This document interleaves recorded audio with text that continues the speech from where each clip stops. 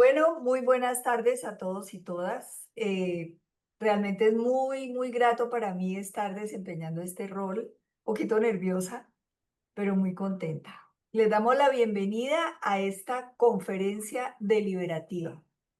En esta ocasión vamos a hablar de un tema que está muy en boga y que nos mueve a todos como el corazón, y es polarización corrosiva versus deliberación. Indudablemente nos convoca un propósito común.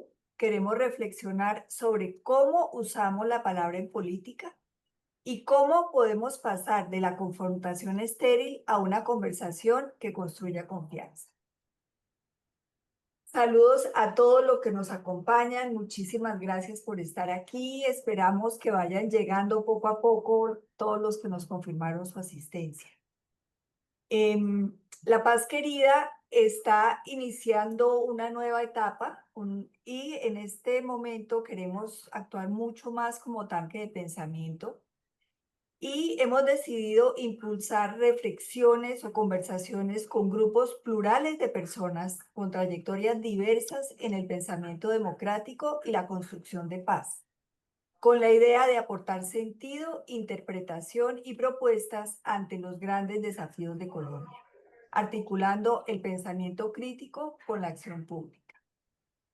Esta primera conferencia deliberativa eh, esperamos que pueda ser continuada con otros temas. Para nosotros es muy importante los aportes y las ideas que ustedes nos puedan pasar y que de manera colectiva podamos modelar un sentido común democrático, generar insumos para la reflexión para las coyunturas nacionales y promover una cultura política basada en el diálogo, la dignidad y el bien común.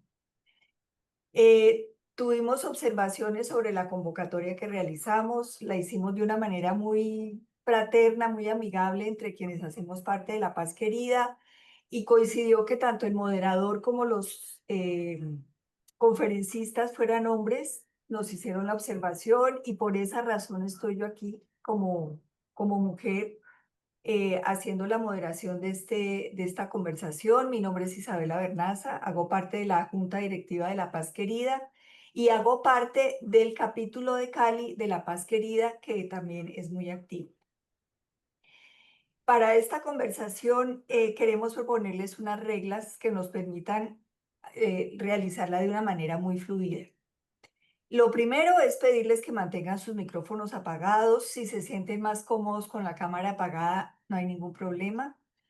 En la primera media hora escucharemos a nuestros dos panelistas invitados. Si les van surgiendo preguntas, les agradecemos que nos las hagan llegar a través del chat y nosotros las organizaremos y más adelante les daremos la voz a los conferencistas para que den respuesta a estas preguntas. Después de estas preguntas, abriremos los micrófonos para el diálogo y para que ustedes puedan participar también. Es importante tener en cuenta que para poder participar deben levantar la mano. Iremos dando la palabra en el orden en que se hayan levantado las manos y sí les queremos pedir que sean muy concretos en sus intervenciones. Ojalá no duren más de 3 minutos. Yo tengo la odiosa tarea de llamarles la atención, les diré cuando falte un minuto, les avisaré. Y si se van de largo, pues forzosamente voy a tener que pedirles que se dan la palabra. Y al final les pediremos a nuestros dos invitados que hagan una reflexión de cierre. Bueno, en cuanto al tema que vamos a ver hoy, tenemos una situación muy concreta. En Colombia estamos enfrentando un reto mayor. Estamos perdiendo la capacidad de conversar y de deliberar sobre temas centrales de nuestro futuro. Nos refugiamos en posturas cada vez más distantes, marcadas más por las emociones que por los argumentos. Hemos confundido la oposición política con la eliminación de las ideas del otro, como si todo lo que propone el adversario debiera truncarse solo por venir de él. No hemos asimilado aún la diferencia que existe entre polarización democrática que llamamos constructiva, y polarización corrosiva. La polarización democrática señala diferencias legítimas, visibiliza perspectivas diversas y ofrece opciones claras y enriquece el debate. En cambio, la polarización corrosiva convierte a los adversarios en enemigos, sustituye argumentos por prejuicios y deja que las emociones destructivas bloqueen la confianza y la cooperación. La oposición política es el ejercicio democrático mediante el cual un sector de la sociedad, representado en partidos o movimientos, fiscaliza, controla y propone alternativas al gobierno, con el propósito de enriquecer el debate público, defender el interés ciudadano y garantizar el equilibrio de poderes. Clave aquí es que no se trata de destruir al contrario, sino que se trata de fiscalizar y vigilar, esto es control político, proponer alternativas, buscamos construir, no solo criticar, defender derechos e intereses de la ciudadanía, equilibrar el poder, esta es una condición esencial de toda democracia. Las elecciones del próximo año pueden ser una oportunidad para fortalecer la democracia o, por el contrario, para profundizar una polarización corrosiva que erosiona la confianza y siembra odio entre los ciudadanos. La palabra tiene un carácter creador o destructor. Usada como arma, abre heridas. Usada como puente, puede sanar y unir. Hoy queremos comprender cómo la polarización puede ser legítima y necesaria para la democracia. Y cuando se vuelve corrosiva, sobre todo, queremos explorar cómo la deliberación abre un camino distinto, el de la escucha, el respeto y la construcción de un futuro común. Bueno, después de esta introducción, tengo el honor de presentar a nuestros dos panelistas, Rodrigo Uprimi y Gabriel Murillo. A Rodrigo todos lo conocemos, pero realmente yo quería hacer como una presentación muy cortica, pero cuando vi su currículum, creo que es importante que conozcamos todo lo que Rodrigo es y ha sido para llegar a donde está. Él es un jurista colombiano especializado en derecho constitucional. Actualmente se desempeña como miembro del Comité de Derechos Económicos, Sociales y Culturales de la Organización de Naciones Unidas y es investigador en De Justicia, entidad que dirigió durante 10 años. También es columnista en El Espectador. Como abogado es egresado de la Universidad Externado de Colombia. Es doctor en Economía Política de la Universidad de Amiens Picard en Francia, con una maestría en Sociología Jurídica de la Universidad de París, un magíster en Socioeconomía del Desarrollo de la Universidad de París y un diploma de posgrado en Resolución de Conflictos de la Universidad de Uppsala en Suiza. Sin embargo, para él, el reconocimiento que más lo llena de orgullo es el ser profesor emérito de la Universidad Nacional de Colombia en Derecho Constitucional, Teoría del Derecho y Teoría del Estado y Derechos Humanos. También ha sido perito de la Corte Interamericana de Derechos Humanos, y conjuez de la Corte Constitucional. Autor de muchos libros, de muchos artículos sobre derechos humanos, derecho constitucional, en fin. Gabriel Murillo es politólogo colombiano, experto en gobernabilidad, gobernanza y democracia deliberativa, entre otros. Politólogo de la Universidad de los Andes, magíster en la misma disciplina en la Universidad del Estado de Nueva York. Fue becario del Programa Especial de Estudios Urbanos y Regionales del Instituto Tecnológico de Massachusetts. Gabriel fue director del Departamento de Ciencias Políticas de la Universidad de los Andes por más de 10 años y catedrático de varias universidades en Colombia y en el exterior, como Universidad de los Andes, Universidad de Andalucía, de Bolonia, el Colegio de México. También profesor visitante en universidades de California en San Diego, Texas, Georgetown en Washington. Ha sido artífice y colaborador de entidades multilaterales en programas de participación ciudadana y promoción de la democracia. Gabriel perteneció a varias organizaciones internacionales como el Banco Interamericano de Desarrollo y comités comparativos de alcance internacional.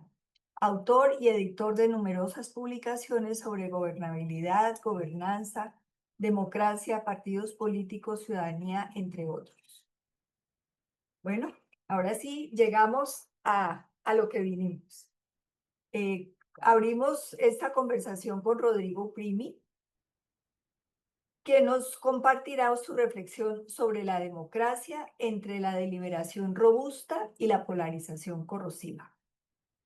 Rodrigo, en tu reciente artículo de la revista Cambio, diferencias entre diálogo y polémica y adviertes sobre los riesgos de polarización corrosiva. ¿Qué aprendizajes claves podemos extraer para Colombia y el mundo contemporáneo? Rodrigo, bienvenido. Tiene la palabra. Muchas gracias, Isabela, y buenas tardes a todas y a todos. A nombre de La Paz quería realmente un agradecimiento por asistir a esta conversación virtual y es un gusto compartirla con Gabriel y con todas y todos ustedes.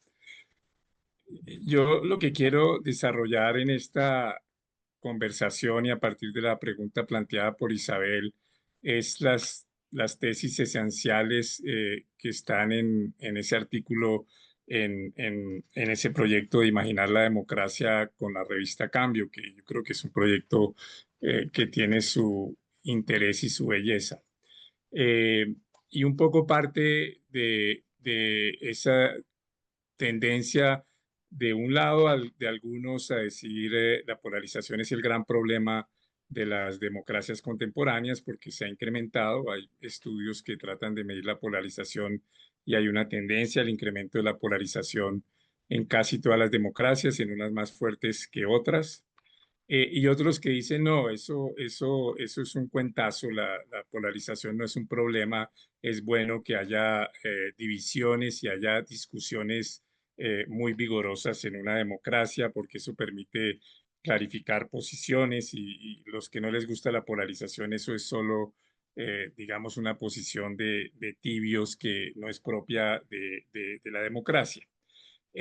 Yo lo que desarrollo es una tesis un poquito distinta que va en la línea que presentó muy bien Isabela, que es defender que el debate vigoroso en una democracia entre posiciones políticas distintas, diversas, incluso opuestas, y que puede llevar incluso a divisiones a veces fuertes, no es malo para la democracia. Todo lo contrario, es bueno porque permite discusiones públicas mejores, permite que haya claridad en las alternativas, queremos o no queremos reforma agraria, queremos o no una reforma tributaria progresiva, queremos o no que haya una política industrial, etcétera, y eso está bien.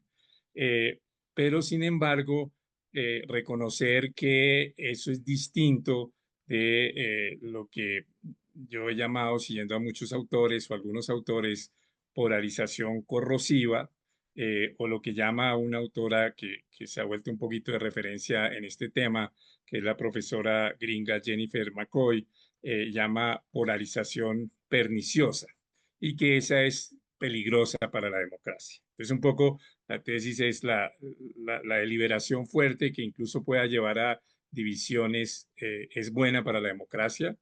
Divisiones implica partidos y eso es bueno para la democracia, pero la polarización cuando se vuelve corrosiva o perniciosa es mala para la democracia.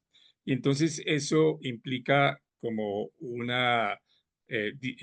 ejercicio conceptual, bueno, cómo diferencia uno polarización corrosiva de deliberación vigorosa y luego un análisis de por qué la polarización corrosiva es mala y la deliberación vigorosa es buena para la democracia.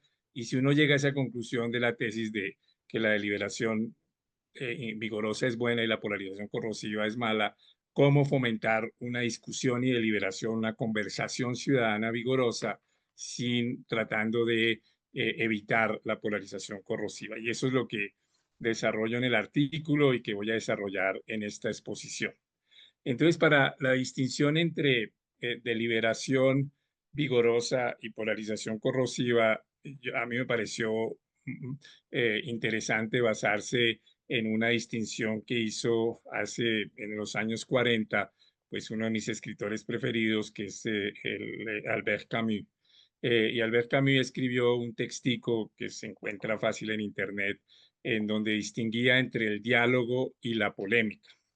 Y lo hacía a partir de un análisis etimológico, y luego de ese análisis etimológico sacaba consecuencias conceptuales. Entonces él decía, el diálogo viene del griego de día, que quiere decir a través, y logos, que quiere decir la palabra, y la razón. En el griego quieren decir las dos la misma.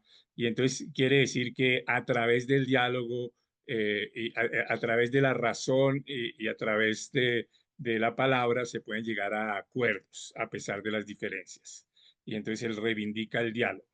En cambio, la polémica viene, que parece a veces lo mismo, no es lo mismo, porque la polémica viene también del griego de polemos, que quiere decir guerra, y la polémica es una estrategia de guerra. Si ustedes leen una de las definiciones de polémica en el DRAE, en el diccionario de la Real Academia, es que es el arte que nos enseña los ardíes con los cuales se debe ofender o defender cualquier plaza.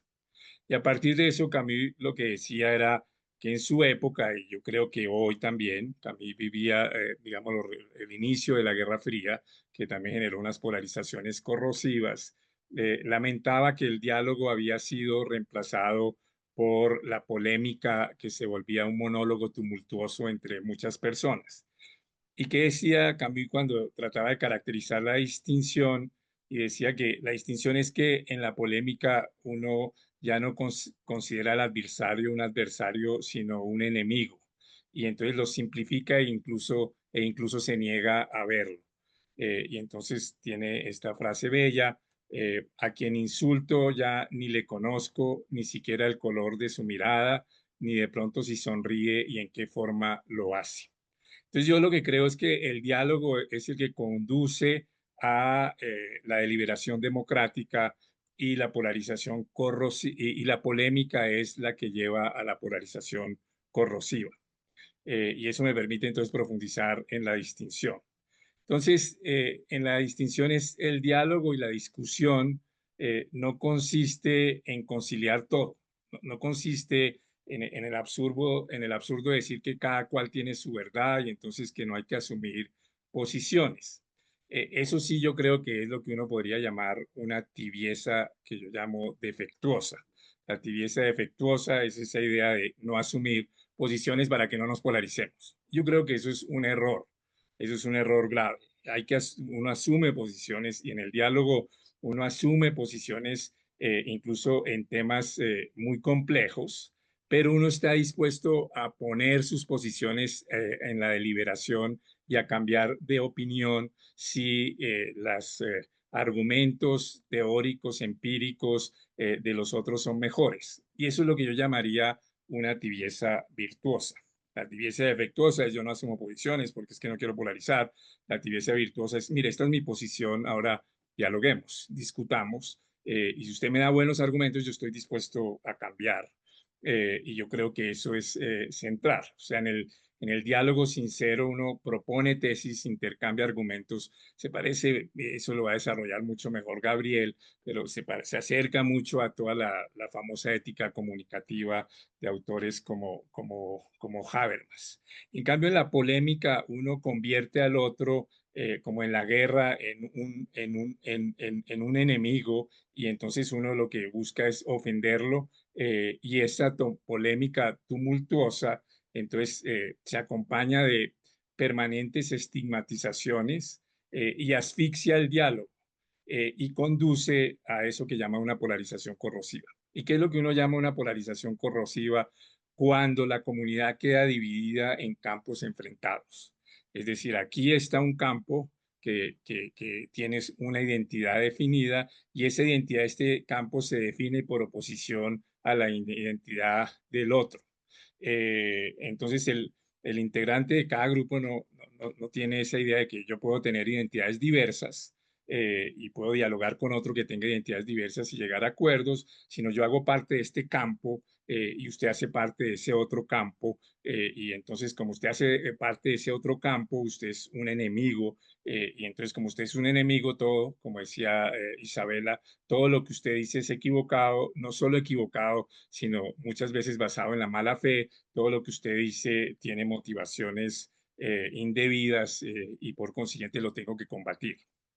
Entonces, esa polarización corrosiva ocurre cuando las identidades múltiples que todos tenemos en la democracia, esa es una idea profunda de Amartya Sen, en ese bellísimo libro eh, que se llama se me olvidó bien el nombre, pero algo así como la India deliberativa, argumentativa, perdón. Él tiene un texto donde habla, todos tenemos identidades múltiples, entonces uno puede ser el uno de Santa Fe, el otro de Millonarios, hombre, mujer, otros géneros, blanco, negro, mestizo, de Bogotá, de otros lados, y uno se mueve en identidades múltiples y la polarización ocurre cuando una de las identidades avasalla a las otras y se define por oposición a la del otro grupo.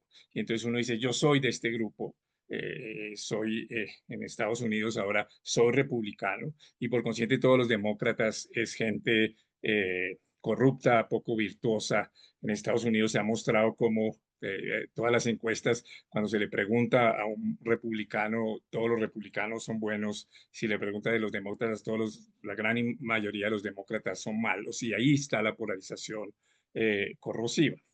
Y el gran ejemplo de polarización corrosiva en Colombia fue pues el bipartidismo colombiano.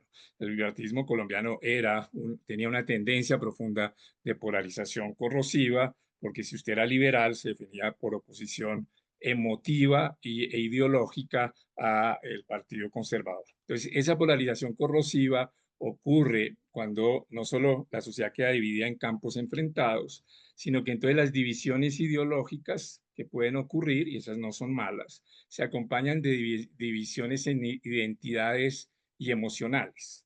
Es decir, yo me defino por unas ciertas tendencias ideológicas, pero eso además me define una identidad emocional que me opone al otro grupo. Entonces, Estados Unidos se ha vuelto como el modelo de examen de ese incremento en la polarización corrosiva, porque Estados Unidos sí ha tenido épocas de polarización corrosiva que lo llevaron a la guerra civil, pero había logrado superar eso y eso se ha incrementado desde los años finales de los 80, cuando el Partido Republicano se empezó a volver un partido de derecha y luego de extrema derecha.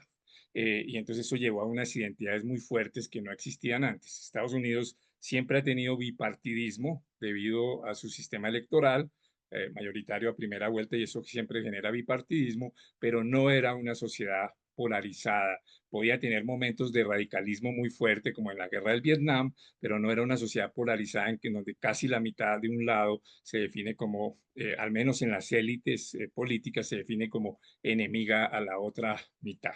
Y eso tiene riesgos muy graves. Entonces, ¿cuál es el problema de la polarización? Porque me digan, bueno, pero ¿cuál es el lío con la polarización? Y yo creo que hay muchos. Yo en el artículo destaco al menos tres. La primera es ya grave, pero es como en orden de gravedad. La primera es que la polarización corrosiva impide acuerdos de largo plazo.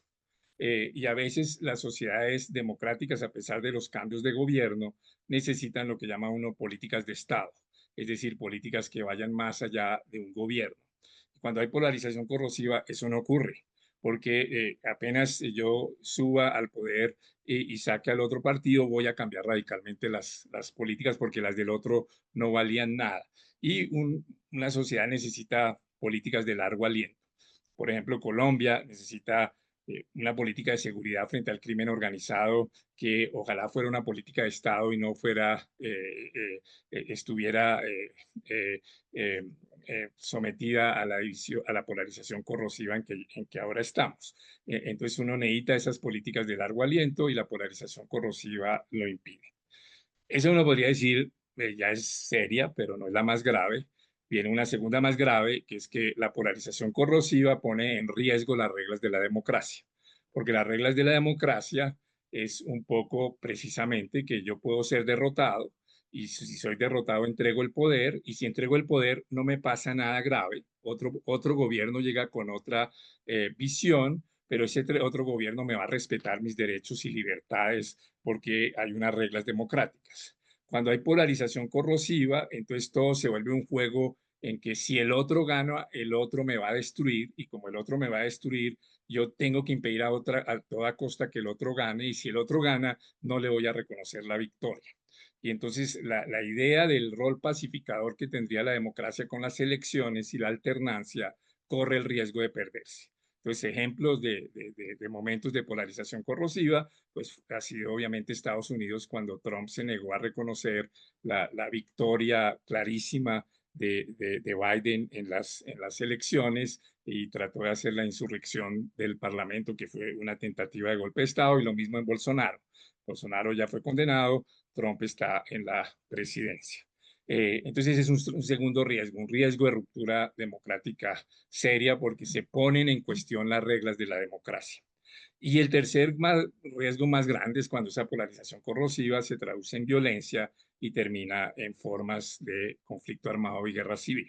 En Colombia hemos vivido las tres. Hemos vivido dificultades de políticas de largo aliento, hemos vivido momentos de ruptura democrática. Alexander Wilde estudió en su momento cómo la polarización corrosiva entre el Partido Conservador y el Partido Liberal en los años finales de los 40 llevó a que eso que permitía que a pesar de esa polarización corrosiva hubiera una cierta cohesión, que era lo que él llamaba las conversaciones entre caballeros. Los líderes de los partidos, a pesar de que las bases se mataban entre ellas, lograban conversar y lograban entonces mantener una mínima estabilidad institucional. Eso se rompió a finales de los 40 cuando esa conversación entre caballeros se terminó. Recuerden que hubo incluso tiros en el Congreso de la República y un atentado contra el hermano de Chandía, y eso llevó a la ruptura democrática con la dictadura de Laureano Gómez y luego la dictadura, que a veces se nos olvida que fue una dictadura, y la dictadura de Rojas Pinilla. Entonces esos son riesgos reales y tuvimos la violencia y los conflictos armados que hemos vivido. Entonces esos son como los riesgos de la polarización corrosiva. En cambio, la deliberación, le dejo más a Gabriel que lo desarrolle, pero señalo, la deliberación tiene elementos virtuosos, la discusión. Por eso algunos autores definen la democracia como la discusión, un gobierno fundado en la discusión pública de los asuntos comunes. Esa era la definición que traía a veces John Stuart Mill, y que también recogida un poco Norberto Bobbio. ¿Y por qué esa discusión pública es tan importante? Porque la discusión pública, cuando es genuina, tiene unas enormes virtudes. Primero, permite corregir errores a través de la deliberación, pero cuando hay una deliberación fundada en al menos aceptar la verdad de ciertos hechos verificados, pues permite corregir los errores de posturas. La deliberación, además, cuando es pública, también permite hacer más imparcial las decisiones. No es una mayoría que se impone porque ganó, sino porque también formuló mejores argumentos, y eso también hace más aceptables las decisiones que se tomen luego de una deliberación pública. Y finalmente la deliberación pública, incluso cuando lleva a divisiones en partidos, permite que si esa polarización no es corrosiva, la ciudadanía tenga más posibilidades de elección y decisión. Entonces, la deliberación pública es buena y la polarización corrosiva es riesgosa para la democracia. Con eso llego entonces al último punto. Bueno, entonces, ¿qué hacemos? ¿Qué hacemos frente a esa tensión entre los riesgos de la polarización corrosiva y las virtudes de la deliberación pública? Y yo creo que hay que reconocer un poco esto. Eh, las sociedades humanas tienden una cierta tendencia a riesgos de polarización corrosiva, porque los seres humanos somos, eso lo han visto los que han hecho estudios evolutivos, los riesgos humanos, los seres humanos somos gregarios y tendemos a agruparnos en grupos con identidades muy fuertes que se construyen a partir de la negación de las identidades de los rivales.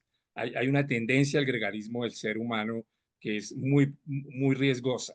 Por eso los recurrentes genocidios y exterminios del otro, el que es muy virtuoso en su grupo, pero es el asesino frente al grupo rival, hay esa tendencia.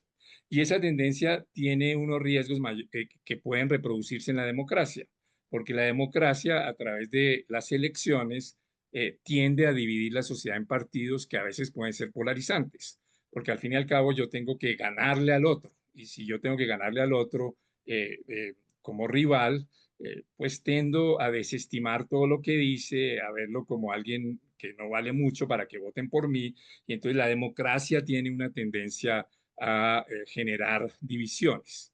Y entonces por eso hay riesgos de polarización corrosiva en las democracias. Eh, Esa es la mala noticia. La buena noticia es que esos riesgos no son inevitables, son riesgos.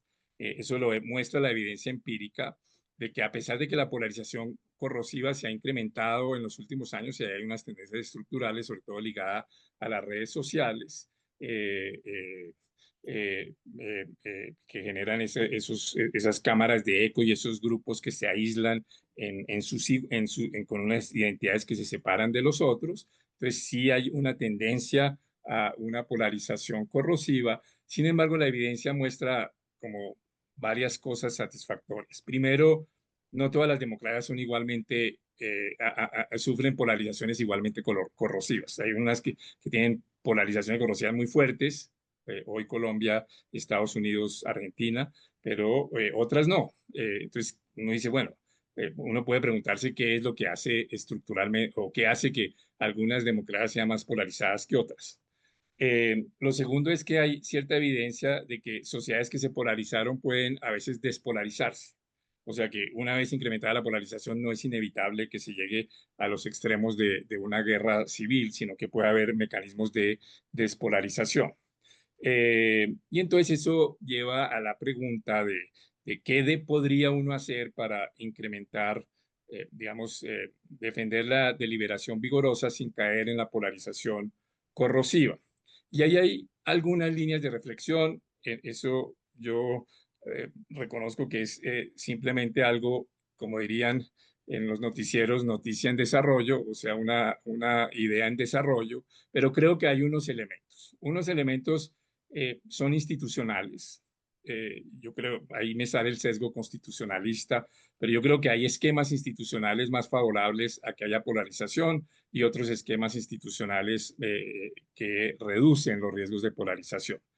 Pongo dos ejemplos o tres ejemplos. Cuando uno tiene presidencialismo, tiene más riesgo de polarización que cuando uno tiene parlamentarismo, régimen parlamentario. Eso hay alguna evidencia empírica en esa dirección.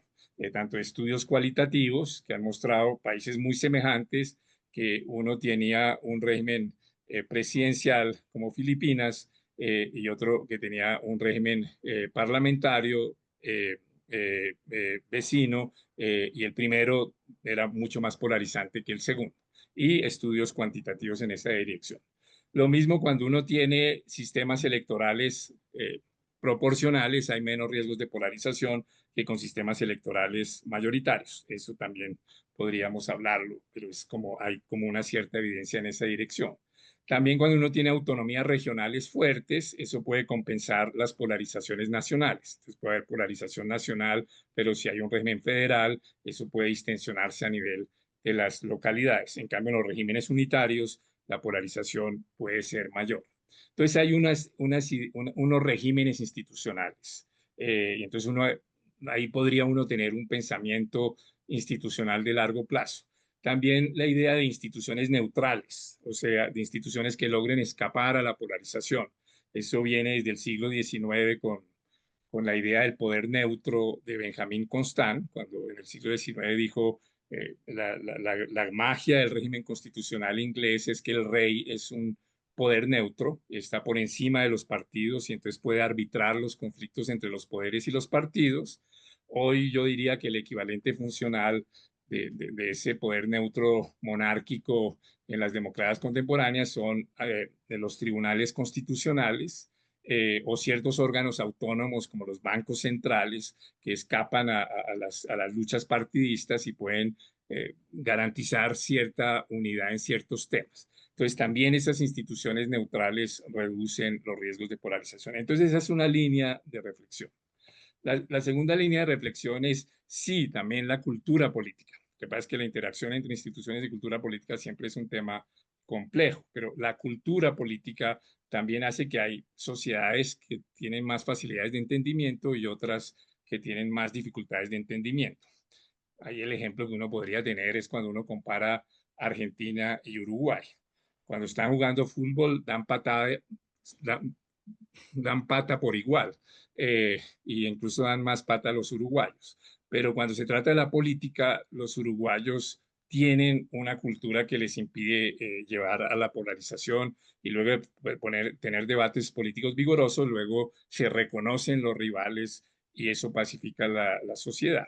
Entonces también hay unos elementos de cultura política y uno podría ver si en Colombia tenemos rasgos de cultura política que permitan que superemos la tendencia a la polarización que tenemos. Y finalmente, y eso me ligaría mucho a lo que señala, va a trabajar Gabriel, hay mecanismos para tratar de reducir la polarización. Hay instrumentos culturales, hay instrumentos de despolarización e incremento de la deliberación vigorosa. Entonces, ¿cuáles pueden ser esos instrumentos? Eh, una figura que se ha defendido mucho, que es la idea de los diálogos entre improbables, que ha sido defendida, que es reunir personas de visiones muy diversas para que en espacios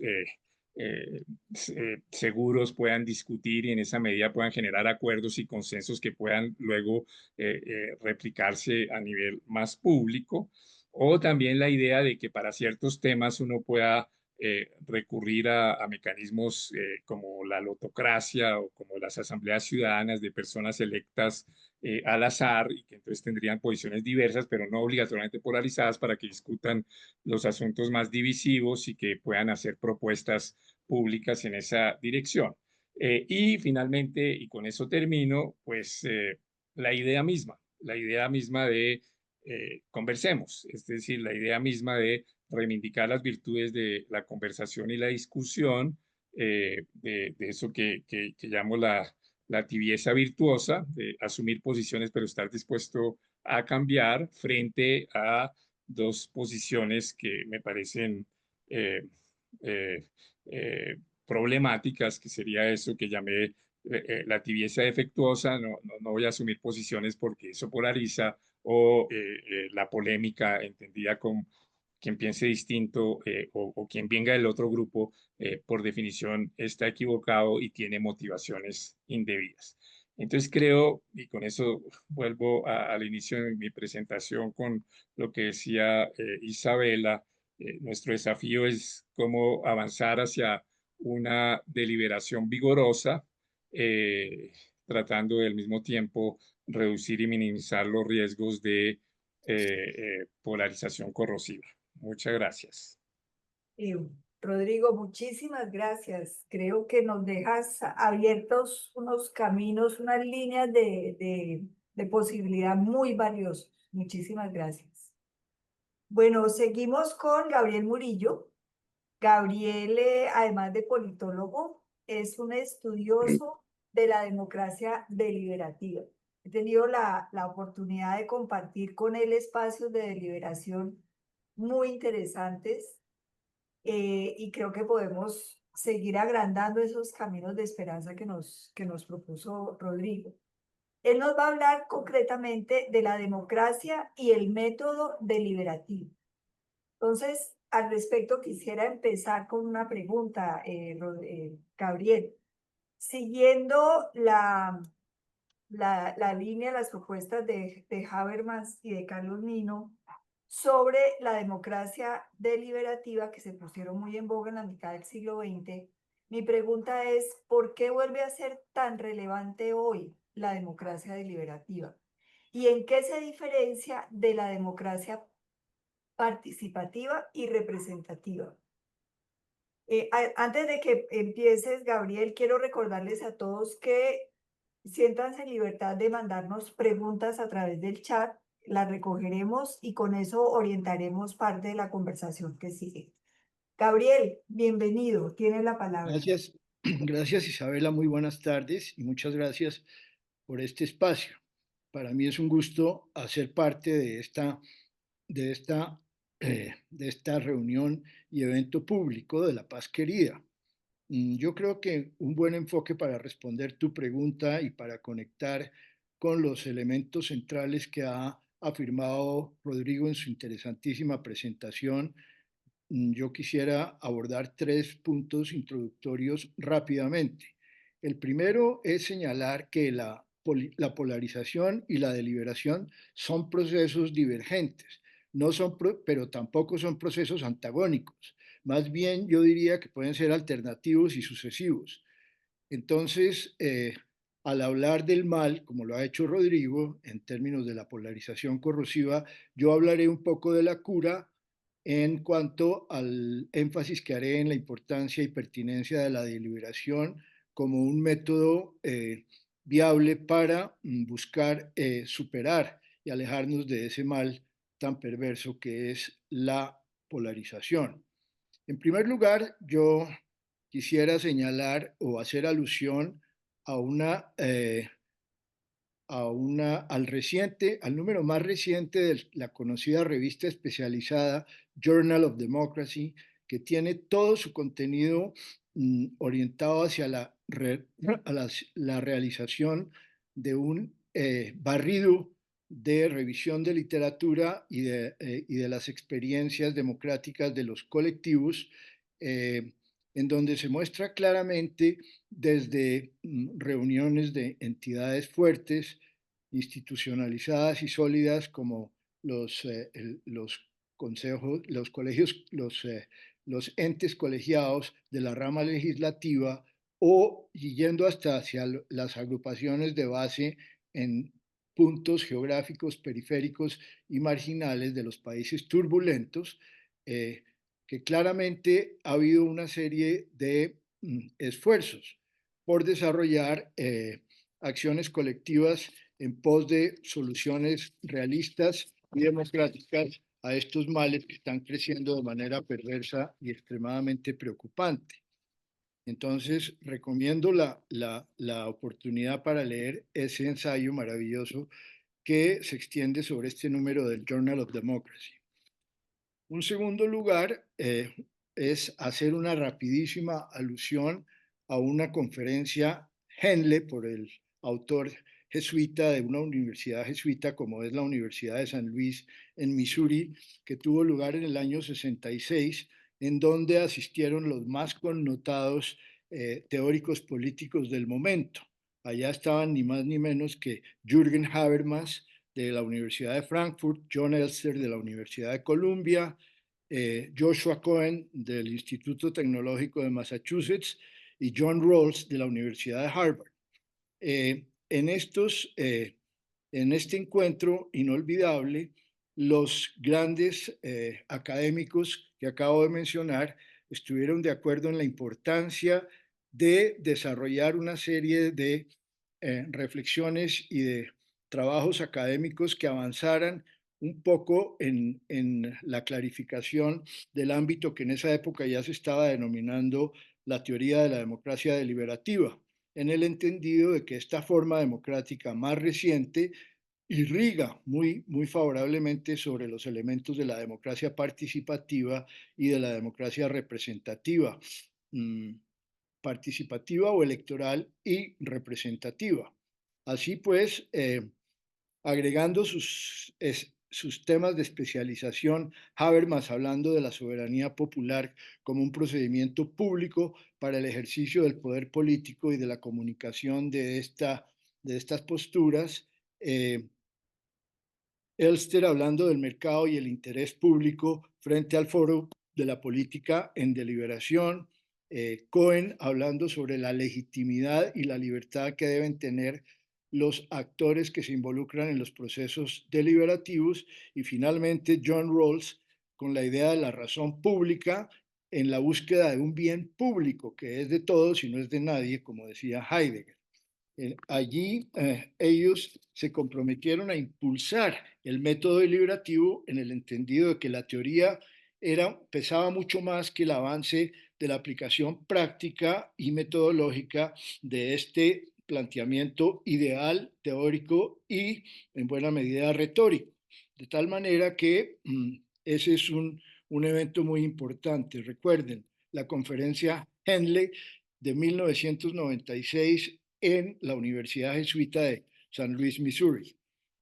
Un tercer punto que quisiera anotar en esta rápida introducción es el pensamiento que se manifiesta recientemente en el último ensayo de la connotada filóloga española Irene Vallejo. Ella, en este ensayo sobre la intensidad de la guerra y la violencia a lo largo de la historia de la civilización, hace planteamientos muy interesantes para rechazar a quienes siempre han rechazado la confrontación con el insulto y que se apertrechan en profecías apocalípticas convencidos de que el fin justifica los medios. Se trata de líderes definidos por sus odios y no por sus ideas, según ella. Líderes que confunden el ganar y gritar con el destacar los retos en forma en forma burda y sonora, y que siempre están en actitud de ataque. Esas personas, según ella, no se esmeran por darle cobijo a las voces ajenas, no se esfuerzan por el respeto. Ellos siempre imponen el choque violento y la nulificación del otro, y finalmente, a manera de corolario, afirma que la agresividad está al alcance de cualquier persona, insistiendo en que para dialogar no se precisa furia y voz visceral. Cierra esta reflexión Irene Vallejo subrayando que lo audaz es evitar lo anterior para que una paz sin derroteros se constituya en la victoria verdadera. Yo creo que con estos elementos introductorios, ahora sí es posible señalar que la voz democracia, que siempre ha tenido múltiples adjetivaciones, en el caso de lo deliberativo, irriga por igual en los elementos de la representación y de la participación ciudadana, como ya lo dije, y que permite atenuar la polarización correctiva de la que nos acaba de hablar el profesor Uprimi. Yo pienso que esas formas de la democracia se benefician de la existencia y del fortalecimiento gradual y lamentablemente lento de la democracia deliberativa. También quiero insistir en que deliberar no es debatir ni es consensuar. La deliberación no se debe apoyar en la lógica del debate como una forma de conversación que está basada en la lógica de los juegos de suma cero. Es mi verdad contra su verdad. Y si no estamos de acuerdo, yo prefiero desconocerlo, llegando inclusive a pensar en eliminarlo. Esto no puede ser posible y no tiene cabida en la lógica de la deliberación. Es necesario comprender que esto no va de la mano con procesos complicados y enmarañados como es legislar, como es elegir, como es liderar, en donde no se puede consensuar, o sea, llegar a un acuerdo universal, dada la complejidad relativa de los problemas o asuntos de interés público, tales como lo que puede ser el estatuto de la oposición, un proyecto de ley de garantías o una reforma tributaria o laboral. No hay que buscar cosas que no son posibles pretendiendo que todos pensemos igual y de manera uniforme. Más bien, lo que alternativamente resulta posible es la búsqueda de un acuerdo mediante conversaciones libres y plurales que sean proclives a aceptar que ningún individuo puede pensar igual que el otro y que no se puede pensar de manera idéntica sobre algo tan complejo y multicausal por diferentes factores cualitativos, volátiles y cambiantes. En otras palabras, cuando hay una situación compleja y abarcadora, los involucrados en esta situación deben ser conscientes y conocedores de la problemática vinculante y a la vez estar empoderados, es decir, ser conscientes de que se busca una reunión en donde prime la inclusión, la apertura y la convivencia pacífica, y donde se pueda practicar lo que en estos métodos se denomina la escucha generosa. Todo esto en el entendido de que es importante que los otros también puedan ser escuchados. En síntesis, para este punto yo diría que surgen tres ideas fuerza. La primera es que el debate está inmerso en una lógica de juego de suma cero. Deliberar no es debatir, debe quedar claro. El segundo, que el consenso extendido no es posible en el ámbito de los procesos complejos y de mucha incumbencia, es decir, de interés para tanta diversidad y pluralidad. Y el tercero es que la construcción gradual de un acuerdo interpersonal y colectivo, no siempre total, permite ir tomando conciencia de la posibilidad de conocer lo que piensan los otros, por qué lo hacen y por qué lo hacen. Invita a escuchar y permite ser escuchado. El salvamento de voto y la declaratoria de inhabilidades también son importantes en estas condiciones dialógicas. Para mí, el método deliberativo y su práctica permiten comprender que se trata de construir una forma incluyente de diálogo colectivo para interactuar y acordar democráticamente. No se trata de algo practicable de manera simplista, espontánea o casual. Esto para que el método deliberativo pueda ser aplicado, según quedó claro en los diferentes aportes de los metodólogos que participaron en la gran conferencia de Missouri ya aludida. Esto requiere de un uso y un enfoque flexible y relativo, aunque lo más normado posible en su forma, pero de todas maneras metódico.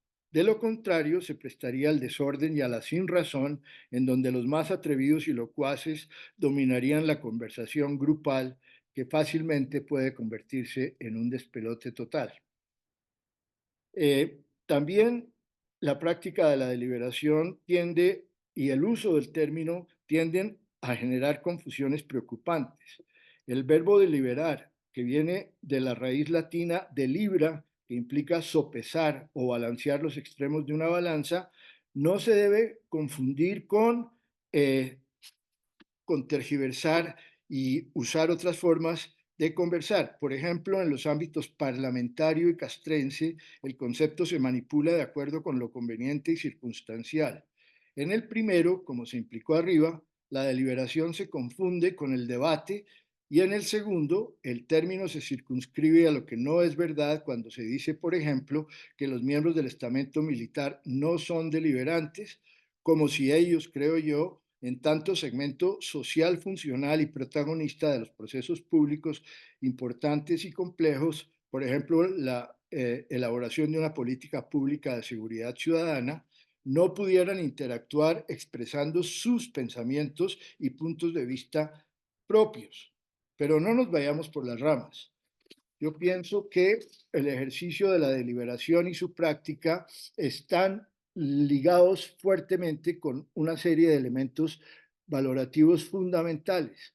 En los trabajos que hemos hecho en diversas circunstancias, aquí y por fuera del país, siempre nos han acompañado la creencia total en la otredad, es decir, el reconocimiento al otro, la alteridad como un elemento fundamental para acoger y aceptar al otro, la empatía que implica ponerse en los zapatos de ese otro, y la resiliencia que implica siempre estar preparados para superar los obstáculos y buscar la convivencia pacífica y democrática. La deliberación, como buen proceso complejo, tiene dos grandes componentes. Un componente formal que tiene una serie de elementos constitutivos eslabonados que rápidamente mencionaré. Y en segundo lugar, el componente del fondo, que es un poco más complejo, como ya lo estaba implicando el mismo Rodrigo, y que alude a los planteamientos que necesariamente habrán de ser esgrimidos en un diálogo deliberativo. En cuanto a la forma, rápidamente diré que incluye diversos factores que parecen de perogrullo por su obviedad, pero que no sobra señalar aquí en el entendido de que la implementación de esos componentes de la dinámica deliberativa no puede ser uniforme. Yo abrazo el prurito de que un ejercicio deliberativo jamás puede ser igual al otro. Lo mismo que pasa con una pizza, por ejemplo. En ese orden de ideas, yo hablaría de estos componentes. Primero, todo lo que atañe a la forma de convocar, grupal o individualmente. ¿Quién convoca? ¿Cómo lo hace? ¿Y por qué lo hace? Eh, Estas son preguntas indispensables que debe responderse el individuo que está dispuesto a aceptar una participación o una invitación a un espacio deliberativo. En segundo lugar, está todo lo atinente al sitio, al lugar donde se efectúa este ejercicio, todo lo que tiene que ver con elementos casi de mecánica como el cupo, la localización, la inscripción, el ingreso con seguridad y confianza, las condiciones de un espacio disponible, el buen aire, la iluminación, la dotación y un equipamiento compuesto por elementos de conectividad, proyectores, micrófonos, sonido, video, grabación, etcétera, etcétera. En, eh, en tercer lugar está el tiempo, la duración, la brevedad, la claridad, la asignación ordenada y equitativa del uso de la palabra y desde luego la escucha generosa que ya aludí. También se deben formular unas reglas básicas del juego, como lo hizo Alberto al comienzo de este ejercicio. Condiciones de la conversación, la horizontalidad, el respeto, todo lo dicho es bien recibido en un espacio deliberativo, la igualdad de condiciones para intervenir, los acuerdos sobre el orden de la asignación de la palabra, la claridad y la precisión de las intervenciones. Y finalmente, un equipo de facilitador que debe estar, un equipo facilitador que debe estar conformado por personas idóneas y capaces de responder a sus funciones y a sus roles en la moderación, en la relatoría y en el apoyo, finalmente, todo lo que atañe pues, a los participantes invitados a un ejercicio tan complejo como este. Y en segundo lugar, en cuanto al fondo, hay que hablar de cómo se invitan y se reclutan los participantes, cosa que se debe hacer bajo criterios de inclusión e incumbencia, que estén acordes a la naturaleza y a la complejidad del asunto de interés público a tratar, el trasfondo personal, la experiencia y las destrezas de cada participante. También influyen e idealmente deben ser atinentes al segmento poblacional al que pertenece cada persona que participa. Cuando la temática es bien abarcadora, conviene reclutar invitados reconocidos y o conocedores del tema a tratar y que en lo posible cumplan la extensión del espectro temático. Además de que pueden ser representativos, y ojalá idealmente lo sean, de su propio segmento poblacional, que una persona de la fuerza militar pueda representar todo lo que corresponde a las fuerzas a las que pertenece, etcétera, etcétera. Otra opción posible es convocar a un experto calificado para abrir el encuentro con una presentación didáctica y breve sobre las principales características y aristas del asunto de interés público. Y así, sin que necesariamente cada invitado tenga que ser un erudito en el tema, sí debe estar familiarizado con al menos una de esas aristas principales de la temática. Luego viene ya lo atinente al orden ideal de la implementación del proceso deliberativo en sí mismo. Primero, hay que tener en cuenta la necesidad de abrir libremente con una lluvia de ideas que se mueva dentro de una separación de lo que nosotros hemos denominado temporalidades, es decir, una lluvia de ideas sobre el pasado de esa problemática, segundo, sobre su presente y finalmente sobre el futuro, pero no en una perspectiva de adivinanza, sino en una perspectiva rigurosa cercana a la prospectiva. En segundo lugar, las ideas que emanen de esas lluvias de ideas deben agruparse por afinidades y por ligamentos claros y directos. También es importante jerarquizar e ir clasificando y ordenando esas ideas. Además, hay que ir denominando las opciones y jerarquizándolas también en cuanto a las preferencias que resultan de ese ejercicio colectivo grupal. Y finalmente se entra entonces en la aplicación práctica del método deliberativo, que implica aplicar y procesar los componentes, sobre todo de los puntos C y D, es decir, la jerarquización y la clasificación, y de la denominación y la jerarquización gradual de las preferencias seleccionadas colectivamente. Es deseable y bien posible que no hayan salido demasiadas opciones diferenciables. Generalmente 3 o 4 resultan ser un número satisfactorio. Por último, se debe trabajar en la construcción de una visión grupal del futuro de la estrategia a seguir para darle cierta sostenibilidad al esfuerzo grupal que se acaba de realizar dentro de esa dinámica deliberativa. Y por último, perdón, antes del final, señalar los compromisos futuros para darle continuidad y sostenibilidad a ese proceso deliberativo. Aquí se pasa finalmente al cierre para que esto se pueda hacer de una manera asertiva y modesta, abierta o cerrada, de estos resultados que deben estar o pueden estar documentados en forma de manifiesto colectivo y plural, en forma de plan, de programa, de política pública, etcétera.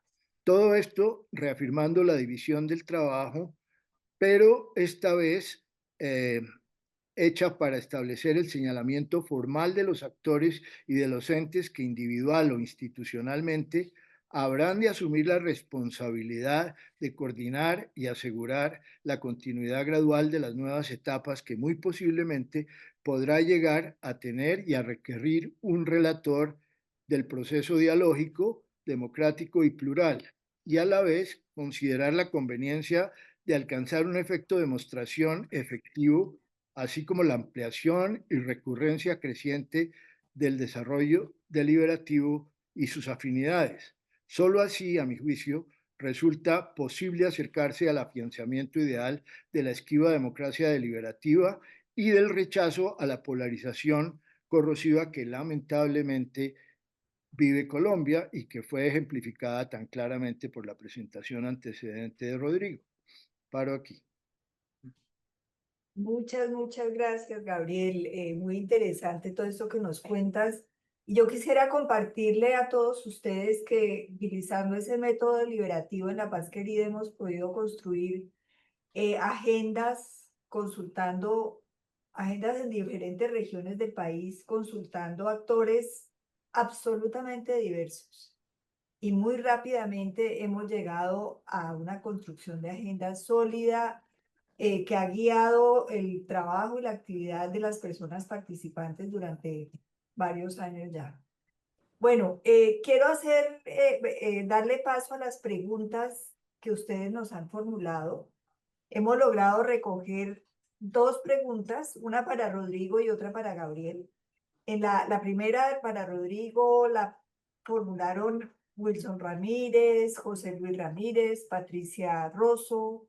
Y la pregunta es la siguiente, Rodrigo, ¿cómo actuar en medio de la polarización actual para recuperar el diálogo constructivo, cuando el diálogo parece una especie en vía de extinción?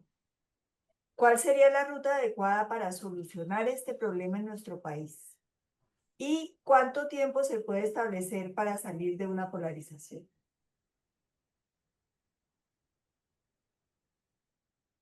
Gracias, Isabela. También leí parte de las preguntas en el chat, están muy interesantes y muy estructuradas, en especial la de José Luis. Eh, yo, yo creo que no hay respuesta fácil y hay que distinguir como tiempos. Eh, yo creo que una vez que uno reconoce que la democracia puede tener una tendencia a la polarización, es algo que se debe tomar en cuenta en las discusiones sobre los diseños constitucionales de la democracia. Ese no es un tema menor y es un tema que se suele olvidar.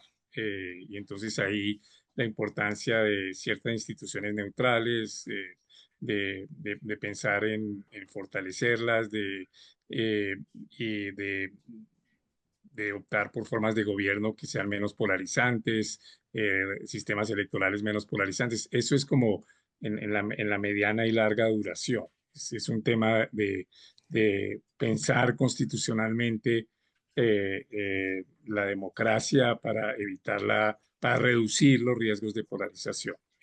Yo creo que es un ejercicio que hay que hacer. Ahí creo que se necesita un mayor diálogo entre constitucionalistas, historiadores, filósofos políticos y politólogos para avanzar en esa dirección. Esa es como una primera idea. La segunda también pasa por una discusión filosófica de de controvertir ciertas ideas que me parecen muy problemáticas y que circulan. Entonces, en lo que señalaba José Luis, yo creo que una de las evidencias es que la polarización le sirve a ciertos líderes. Es decir, la polarización es además una estrategia, eso se me olvidó decirlo y es algo que ha trabajado con mucha fuerza el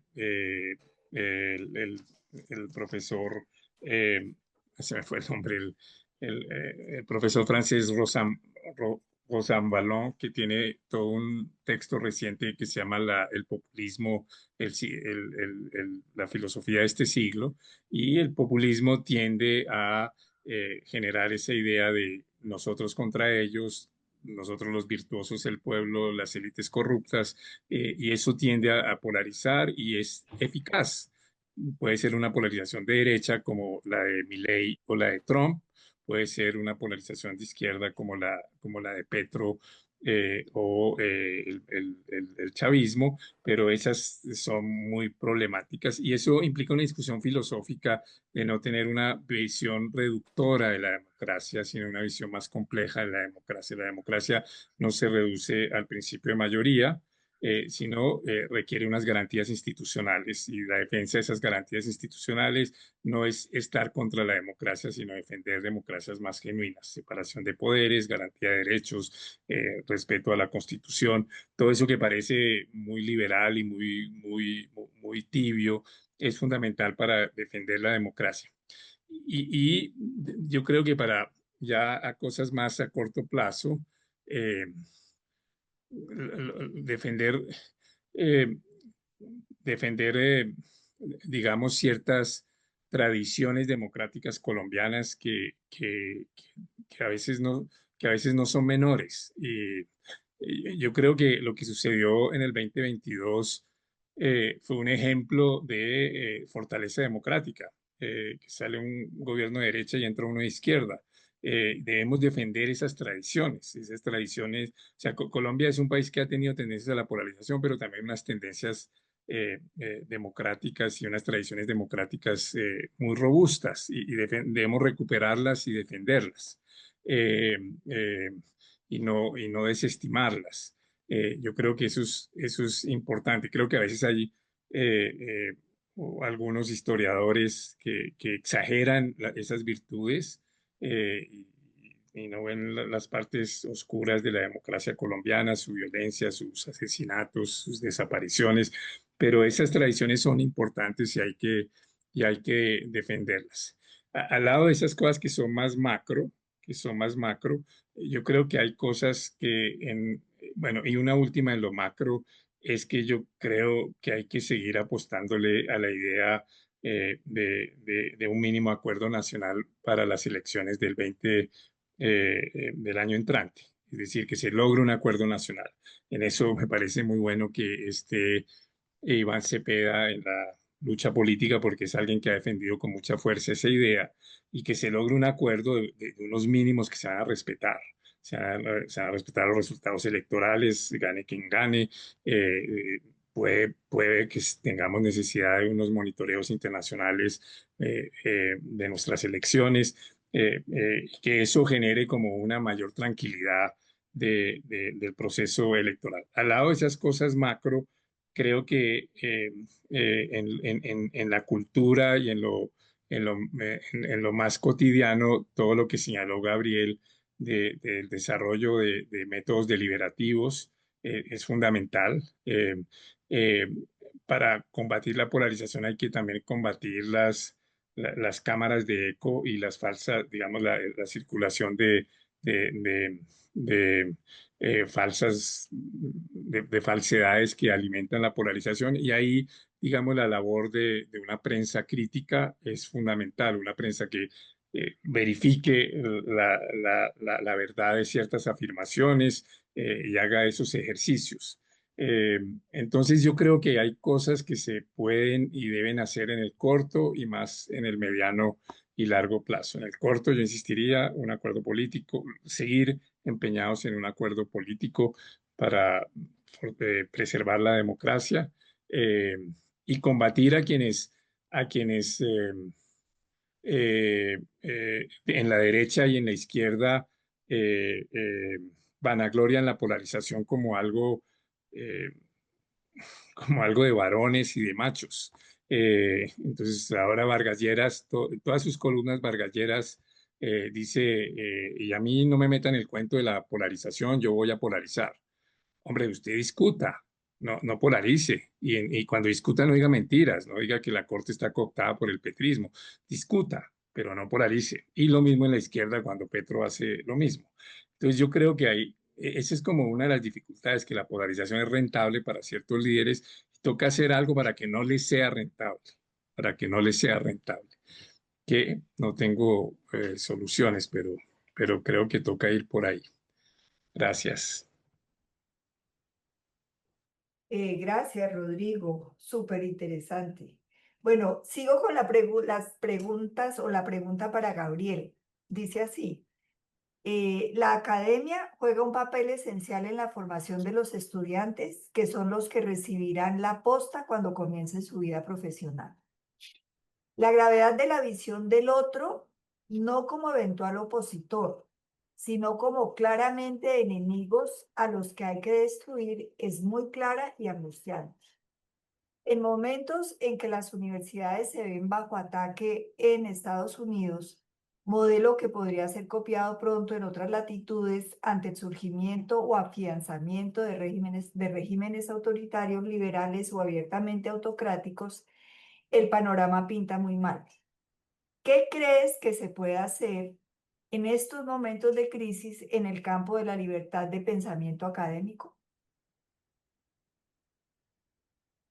Muy bien, muchísimas gracias. Esa pregunta es muy motivadora.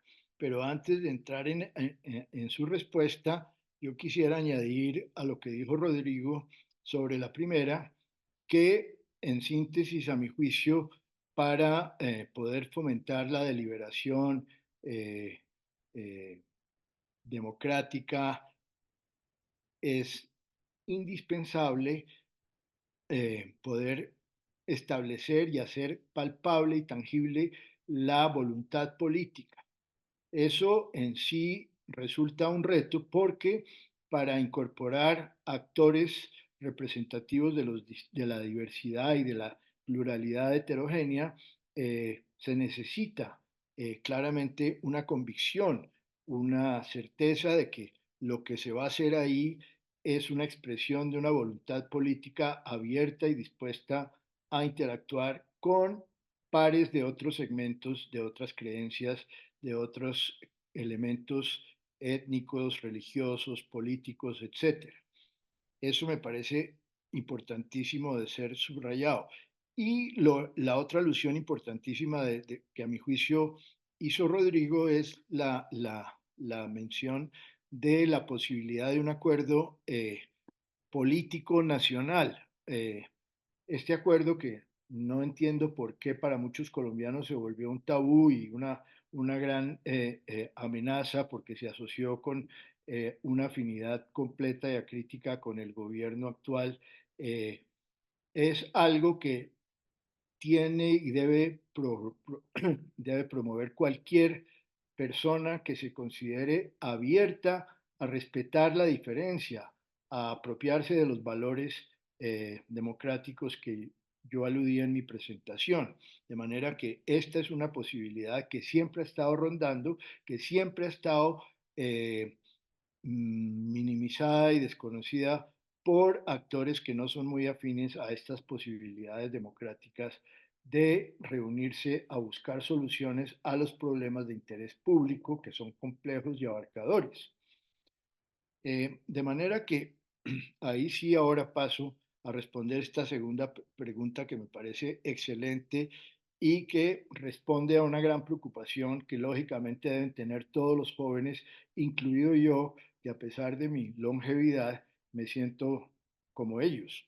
Yo pienso que lo que hemos visto en los ataques sistemáticos a las universidades que generan un pensamiento crítico, a las universidades que proponen alternativas democráticas, a las universidades que abren espacios para que los jóvenes se manifiesten y asuman los compromisos con la política del futuro. Está muy bien usado el término de que ellos reciben la posta y continúan con estas posibilidades.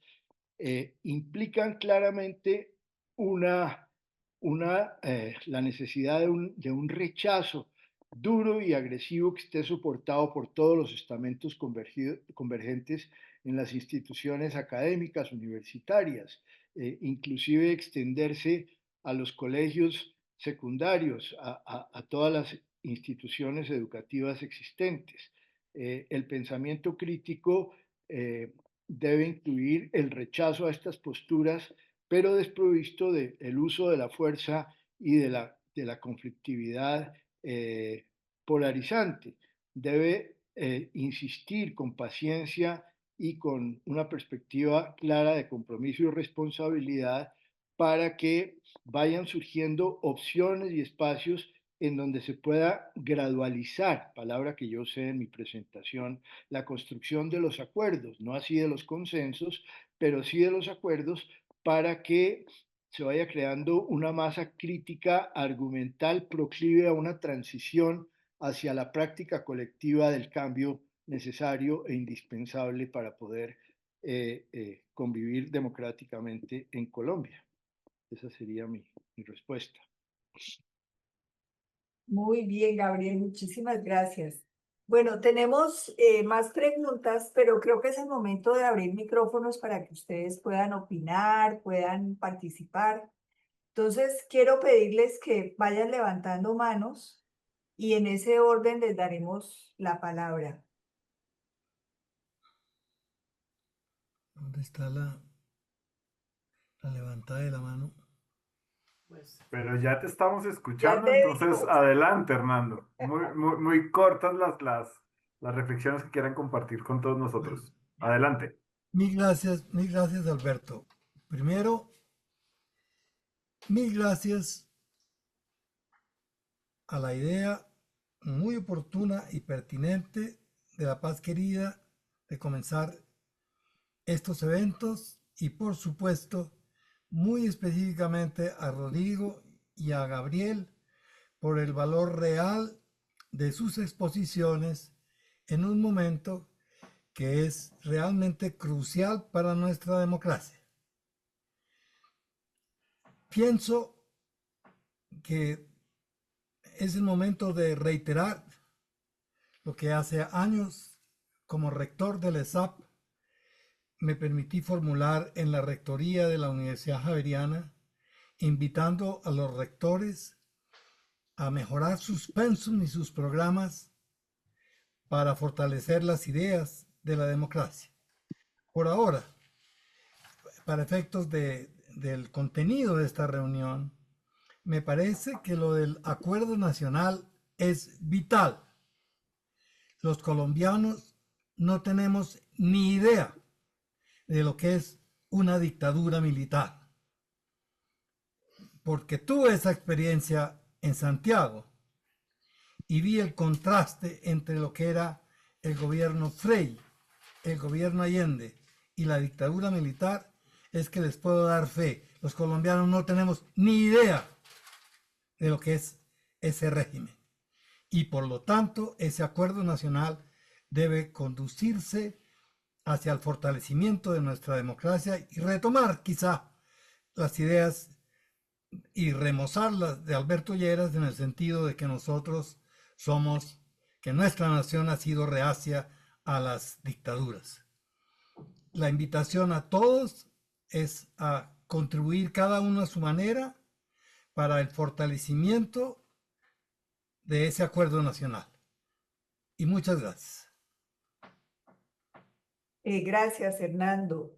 Tenemos mano levantada de José Luis Ramírez. Adelante, José Luis.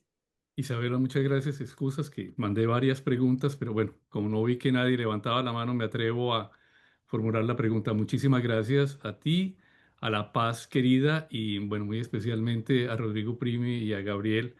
Gabriel, creo que hace muchísimos años no nos veíamos, desde mi época del CEI en la Universidad de los Andes.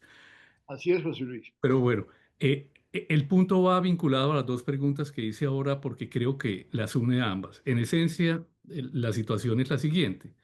Lo que uno ve hoy en día, sobre todo en los jóvenes, es un celular, casi la imposibilidad de llevar a cabo un diálogo o tener una comunicación más allá de los mensajes o la información que están recibiendo. Y además con la inteligencia artificial, las bodegas que están llenando todo de una cantidad de posverdades y de mentiras que nadie se dedica a corroborar porque a cada uno por los algoritmos le está llegando la información que quiere recibir y la cree a pie juntillas.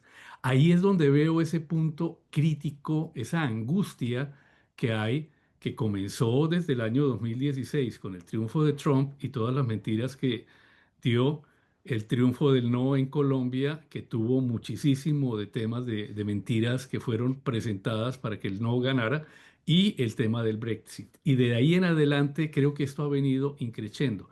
Entonces, hacia allá iba realmente mi preocupación, tanto para Rodrigo como para Gabriel, en ese sentido de qué poder hacer para estimular, y Gabriel da unos puntos importantes, pero algo que realmente logre que la gente joven, los que van a agarrar la posta, los que ya vienen aquí detrás, miren a las demás personas no bajo la lógica o la óptica del enemigo al que hay que destruir, sino las personas con las que se puede conversar y dialogar. Era eso y perdón por haber hecho uso de la palabra. Muchas gracias. No, muchas gracias.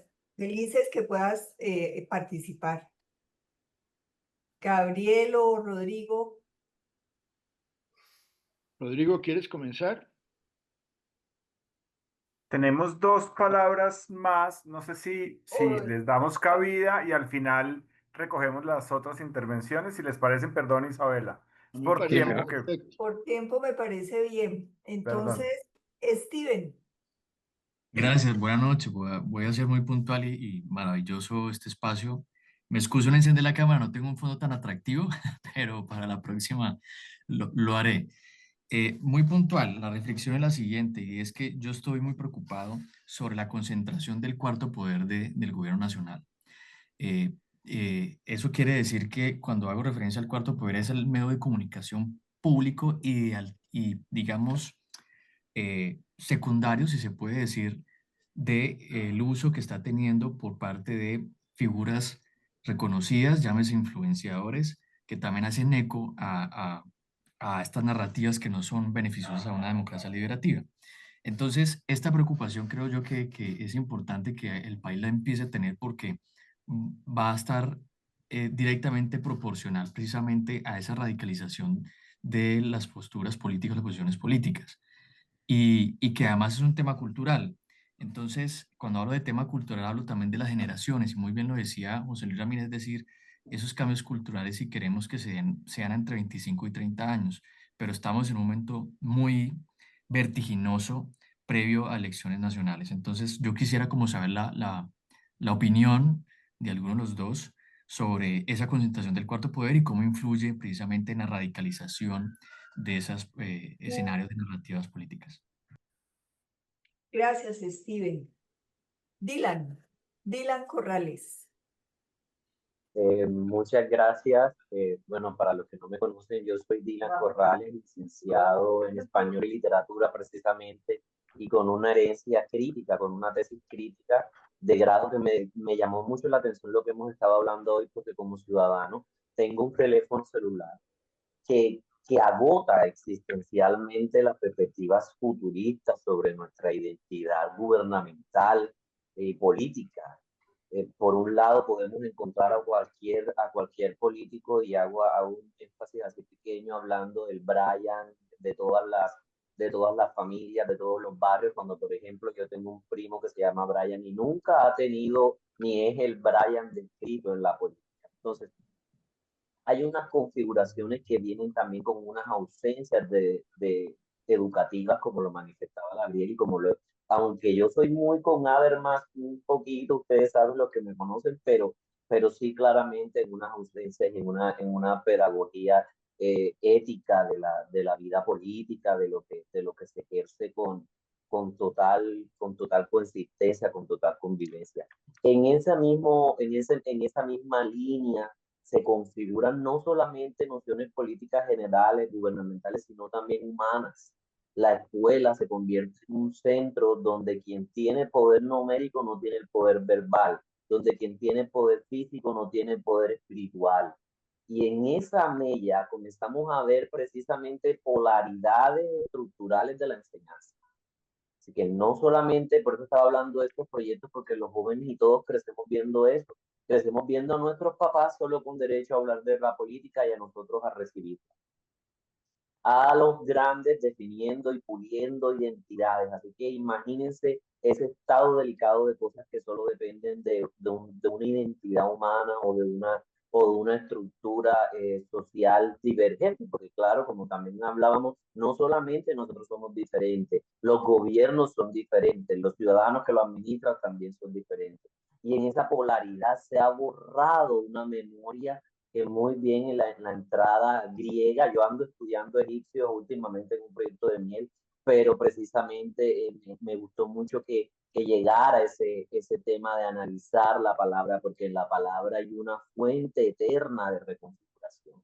Muchas gracias, ojalá estos escenarios puedan ser mediados por más ese cambio intergeneracional entre hombres y jóvenes. Gracias, Dylan. Estamos muy contentos de tu participación en este espacio. Bueno, entonces tenemos esas preguntas formuladas. ¿Quién quiere proceder a responder? Rodrigo, Gabriel. Pues si quieren arranco y después Gabriel me secunda o me refuta. Bueno, yo quiero comenzar por el del cuarto poder, o digamos el tema de los medios públicos. Yo creo que los medios públicos como RTS pueden ser una amenaza o una gran salida para el fortalecimiento de la democracia. Yo creo que, que una de las cosas que necesitamos son medios públicos fuertes, pero no gubernamentales. El problema de RTBC es que depende del gobierno. Su director es nombrado por el gobierno, etcétera. Y que uno debería defender en Colombia la existencia de algo como la BBC o Deutsche Welle, o sea, digamos, digamos un medio público, pero que tenga la autonomía propia de una universidad, pero tenga garantía de continuidad presupuestal y entonces no dependa de los grandes grupos económicos, que es el riesgo que pueden tener otros medios. Entonces, creo que